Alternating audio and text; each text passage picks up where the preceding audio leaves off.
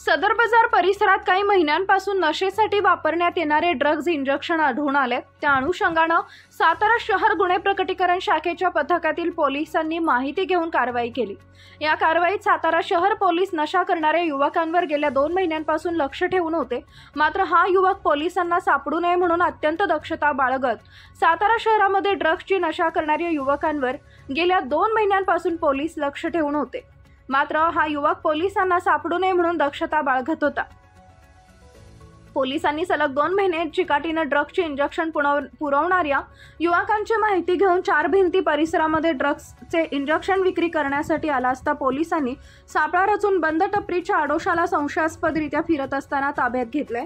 या प्रकरणी युवकासह अन्य 4 अटक केली आहे। याबाबत पोलिसांनी सांगितलंय की सातारा शहरातील 4 भिंती सदर बाजार परिसरात काही महिन्यांपासून नशेसाठी वापरण्यात येणारे ड्रग्ज इंजेक्शन आढळून आले। त्या अनुषंगाने सातारा गुन्हे प्रकटीकरण शाखेच्या पथकातील पोलिसांना माहिती घेऊन कारवाई केली आहे।